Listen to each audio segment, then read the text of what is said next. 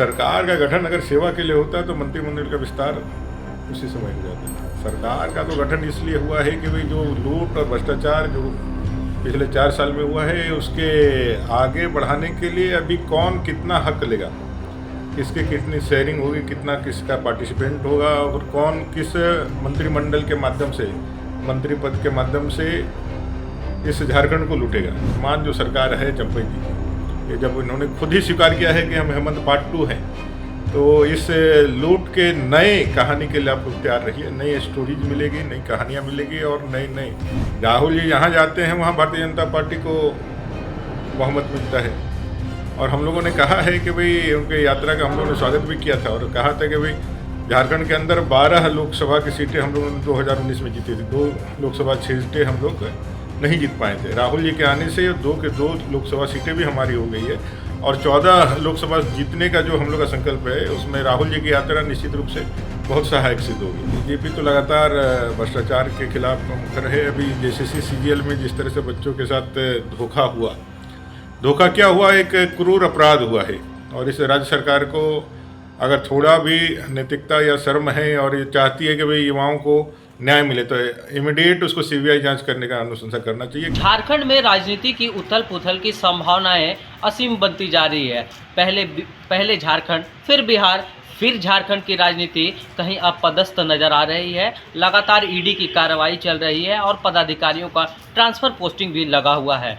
इसी दौरान 23 फरवरी से सत्र भी चलना शुरू होगा, जो बहुत छोटा अल्पकाल का सत्र माना जा रहा है। हम बात करेंगे झारखंड के नेता प्रतिपक्ष अमर बावरी जी से, हमारे साथ मौजूद हैं। हम बातचीत उनसे करेंगे आखिर क्या है झारखंड की राजनीति का वर्तमान परिवेश। सर, ईडी की कार्रवाई झारखंड में लगातार चल रहा है और कहीं ना कहीं पदाधिकारियों का ट्रांसफर पोस्टिंग भी लगा हुआ है।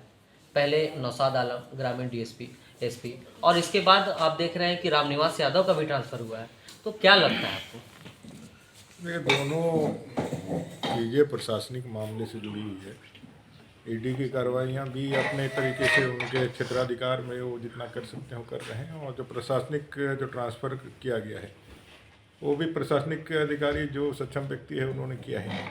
तो ये सारे प्रशासनिक के दृष्टिकोण से किए गए हैं। अगर यदि कहीं इस तरह का नियम बना हुआ है कि भाई कोई जांच चल रहा है और ट्रांसफ़र नहीं करना है तब गलत है, लेकिन मुझे नहीं लगता कि इस तरह का कोई नियम है।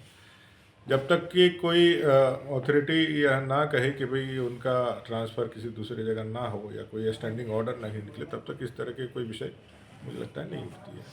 सरकार गठन किया गया है दोबारा, मंत्रिमंडल का विस्तार में इतना देर क्यों? कहीं मंत्री का नाम डिसाइड नहीं या फिर कुछ और अलग राजनीति चल रहा है? सरकार का गठन अगर सेवा के लिए होता है तो मंत्रिमंडल का विस्तार उसी समय हो जाता है। सरकार का तो गठन इसलिए हुआ है कि भाई जो लूट और भ्रष्टाचार जो पिछले 4 साल में हुआ है उसके आगे बढ़ाने के लिए अभी कौन कितना हक लेगा, किसकी कितनी शेयरिंग होगी, कितना किसका पार्टिसिपेंट होगा और कौन किस मंत्रिमंडल के माध्यम से, मंत्री पद के माध्यम से इस झारखंड को लूटेगा और उसका लूटा हुआ पैसा, कांग्रेस का कितना प्रतिशत पैसा सोनिया जी के राज दरबार में जाएगा, कितना सोरेन परिवार के दरबार में जाएगा। अभी तो पहले वो जो झारखंड के लूट का शेयरिंग है वो पहले डिसाइड होगा, उसके बाद मंत्रिमंडल डिसाइड होगा। तो कुल मिलाकर के यह है कि भाई जो वर्तमान जो सरकार है चंपई जी की, ये जब इन्होंने खुद ही स्वीकार किया है कि हम हेमंत पार्ट 2 हैं, तो इस लूट के नए कहानी के लिए आप लोग तैयार रहिए। नई स्टोरीज मिलेगी, नई कहानियाँ मिलेगी और नई नई जो बदनामी के कारण झारखंड का बना है वो सारी चीज़ें भी आपको मिलेगी। तो जब तक इनका बंटवारे का काम पूरा नहीं हो जाता है, किसको कितना किस मंत्रालय से जो लूट का हिस्सा मिलेगा, तब तक इनका कैबिनेट भी या मंत्रिमंडल का भी पूर्णता नहीं मिलेगा। राहुल गांधी दोबारा झारखंड पहुंच रहे हैं न्याय यात्रा को लेकर। दोबारा पहुँचे, तिबारा पहुँचे, चौबारा पहुँचे, उससे क्या मतलब है? राहुल जी जहाँ जाते हैं वहाँ भारतीय जनता पार्टी को बहुमत मिलता है और हम लोगों ने कहा है कि भाई उनके यात्रा का हम लोगों ने स्वागत भी किया था और कहा था कि भाई झारखंड के अंदर 12 लोकसभा की सीटें हम लोगों ने 2019 में जीती थी। 2 लोकसभा सीटें हम लोग नहीं जीत पाए थे। राहुल जी के आने से 2 लोकसभा सीटें भी हमारी हो गई है और 14 लोकसभा जीतने का जो हम लोग का संकल्प है उसमें राहुल जी की यात्रा निश्चित रूप से बहुत सहायक सिद्ध होगी। सर, 23 फरवरी से सत्र चलने वाला है विधानसभा में। बीजेपी किन एजेंडों के साथ तैयार है? बीजेपी तो लगातार भ्रष्टाचार के खिलाफ मुखर है। अभी जेसीसी सीजीएल में जिस तरह से बच्चों के साथ धोखा हुआ, धोखा क्या हुआ, एक क्रूर अपराध हुआ है। और इस राज्य सरकार को अगर थोड़ा भी नैतिकता या शर्म है और ये चाहती है कि भाई युवाओं को न्याय मिले, तो इमीडिएट उसको सीबीआई जांच करने का अनुशंसा करना चाहिए। क्योंकि छोटी मछलियां नहीं है इसमें। एसआईटी के माध्यम से जो आप पकड़ रहे हैं ये तो सिर्फ सतही है। इसके अंदर सीधे मुख्यमंत्री कार्यालय तक, कई एक मंत्रियों तक इसका जो है लिंक जुड़ा हुआ है, जहां से करोड़ों रुपए जो है उगाही किए गए थे और युवाओं के सपनों को बेचा गया था। 5 लाख प्रतिवर्ष नौकरी देने के वायदा करके सरकार आई थी, लेकिन 9 साल के अंदर जो युवाओं ने तैयारी की थी उसको 9 घंटे भी नहीं हुआ और इन्होंने क्वेश्चन बेच करके युवाओं के सपनों के साथ विश्वासघात किया, उसको तोड़ने का काम किया। तो ऐसे कई एक मुद्दे हैं, लॉ एंड ऑर्डर के साथ भ्रष्टाचार है और युवाओं के भविष्य की बातें हैं। सारे विषयों को लेकर के हम लोग इस नई सरकार से जवाब खोजेंगे।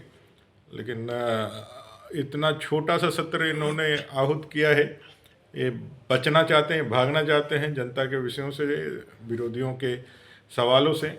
इनके पास कोई जवाब नहीं है, इनके पास कोई विजन नहीं है। अभी तो सरकार ऐसी चल रही है जैसे सरकार है ही नहीं, एक अदृश्य सरकार जैसी स्थिति है। सरकार होते हुए भी नहीं होने का एक पूरा जो है वातावरण में एक ऐसा भाव पैदा हुआ है। इनसे बहुत ज़्यादा उम्मीद नहीं है। लोग इंतज़ार कर रहे हैं कब उनके मताधिकार प्रयोग करने का अवसर आए और वो मताधिकार के अपना प्रयोग करके भारतीय जनता पार्टी के नेतृत्व में अपनी जो है जनता की सरकार बनाए। लगता है कि 5 साल पब्लिक सफ़र किया है झारखंड की जनता।